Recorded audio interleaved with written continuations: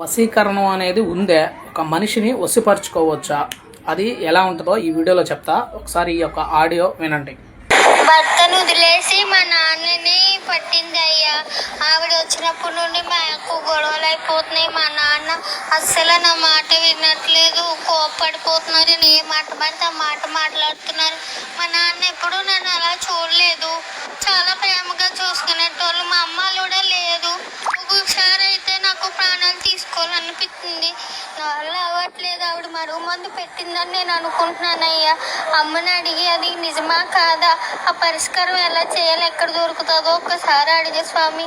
దయచేసి నా వయసు 22 ఏళ్ళు, కానీ నేను 60 ఏళ్ళు కష్టాలు పడుతున్నాను. ఇప్పుడు ఎందుకో తెలీదు, చాలా కష్టాలు పడుతున్నా. ఒక పక్క తండ్రి ప్రేమ కూడా కోల్పోయాను.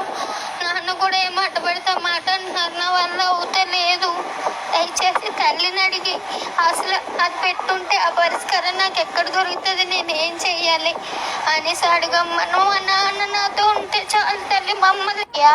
ఇప్పుడు మా నాన్న ఆరోగ్యం ఎలా ఉంది, ఆయన పరిస్థితి ఏంటి, ఎందుకు ఇలా చేస్తున్నారు? ఆవిడ నిజంగా మందు పెట్టింది నాకు తెలుస్తుంది, నాకు అమ్మ చెప్తుంది నాకు మనసుకి.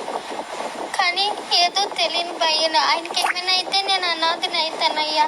ఆవిడకి కావాలంటే ఇంకొకరు దొరకచ్చు. మా నాన్న నాకు తిరుగురారు, మా అమ్మ లేదు నాకు. మా అమ్మ నాన్న మా నాన్నే. దయచేసి మా నాన్నను కాపాడుకోవడానికి అమ్మకి మార్గం చూపించమని అడగండి. అలాగే నా ఆరోగ్యం బాగాలేదు, నాకేదో జబ్బు ఉంది అనేసి ఆవిడ అంటుంది. నాకు ఆ జబ్బు ఉందా లేదా అని అమ్మని అడగండి అయ్యా. వీళ్ళ ఫ్యామిలీలో ముగ్గురు ఆడపిల్లలు. తల్లి లేదు. తల్లి లేకపోతే తండ్రే చూసుకుంటా ఉండేవాడు. కానీ ఒక పర్సన్ ఆయనకి మందు పెట్టింది. మరుగుమందు అనేది వశీకరణం అనేది ఉంది. నేను ఎన్నో పూజలు చేశాను, ఎంతో ఎక్స్పీరియన్స్ నాకు.